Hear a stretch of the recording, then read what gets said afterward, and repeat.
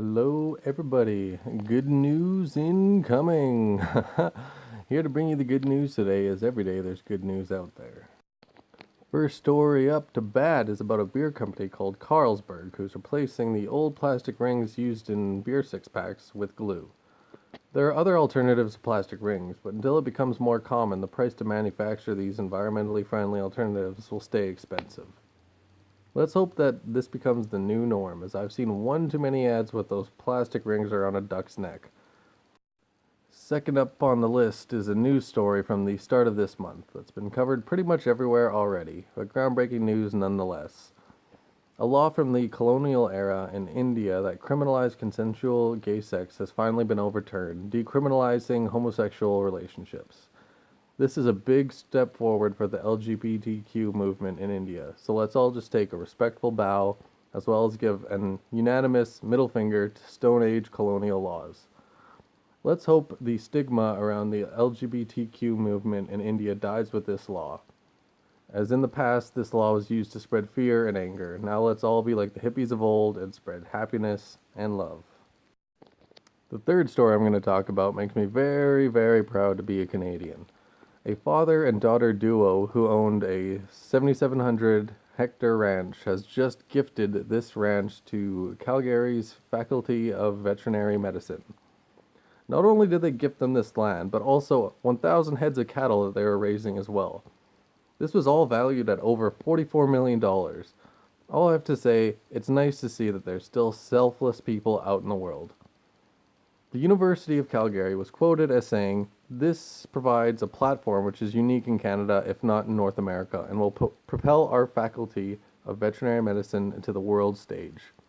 Hey, I'm an avid animal lover, so having a world-class veterinary facility in my own backyard makes me one very happy camper. This fourth story that I'm going to talk about honestly made me super happy to read, as I have a friend who's gone through the hardship of being wheelchair bound, and seeing something like this is honestly awe-inspiring. Research that was conducted at the University of Louisiana is helping spinal cord injury patients take steps. In this research study, it discussed how epidural stimulation of the spinal cord allowed 4 people who had been paralyzed for years the ability to move their legs.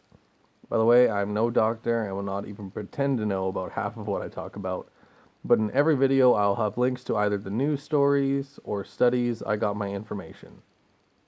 Some of the things that these patients were able to accomplish after years of being paralyzed were to walk, stand, regain trunk mobility, so moving the chest around, as well as recover a number of motor functions without assistance. I personally have no idea what it feels like to be paralyzed. I doubt I could ever imagine not having the ability to move parts of my body. All I can say is I am moved to tears that it's looking like in our future, people who have had the extreme bad luck to become paralyzed will be able to experience walking again, or even for some, walking for the first time. I don't really know how to end this, as I can't get this stupid grin off my face, but I'm excited for the future, and please, if you are currently paralyzed or have reduced motor function, don't give up. The future is bright, and I would very much like to see you walking in it. This next story is both as terrifying as it is miraculous. I have a deep fear of the ocean, and I probably would have died in this scenario. A 19-year-old named Aldi Novel Adeleng, could be wrong, hopefully not, worked as a lamp keeper for a floating fish trap. On July 14th, he was hit with some pretty bad winds that ended up hitting him, blowing him thousands of kilometers from his home of North Sulawesi to Guam. This young Bear Grylls survived for 49 days on the ocean, dealing with loneliness, hunger, desperation, as well as hopelessness. More than 10 ships had passed him on the ocean, failing to see or hear his cries for help. But on August 31st, a bulk carrier, the Arpeggio, ended up passing young Aldi. Aldi tuned his emergency radio and was able to contact the ship's captain. The waves were high that day, and rescuing Aldi was among the most difficult tasks the crew had encountered. Eventually, Aldi jumped into the water to grab onto a rope directly, and after a few attempts was finally rescued by the crew of the Arpeggio.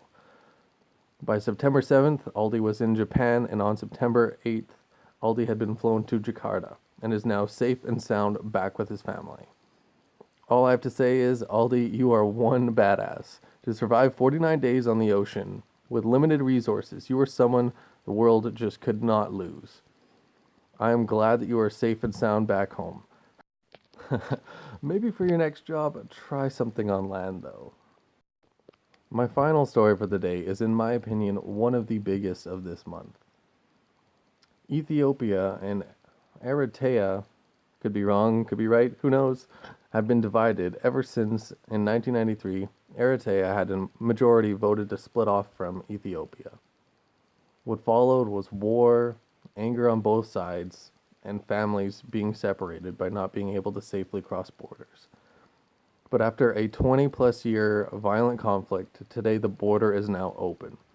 Celebrations have erupted on both sides as people are finally able to see family members that I have not been able to see in 20 years.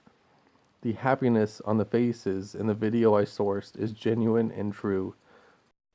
This is a conflict that the world is better to have behind it now. No more will there be a war between neighbors.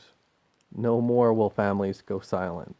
This honestly makes me so happy because nowadays people seem to be building up borders and conflicts more than ever. It's nice to see a resolution and peacefully with celebration on both sides. To the people of both Ethiopia and Eritrea, all I have to say is how happy I am for you. Try to never forget that you are neighbors and that as much as you may disagree with your neighbor, fighting and never seeing your neighbor will hurt more than it helps in the long run. So, there's the end of my video. I hope that you enjoyed yourself, learned about at least one new news story, and had a good time. Don't forget that good news starts with you. Be the good news that you want to see in the world. Stay awesome sauce.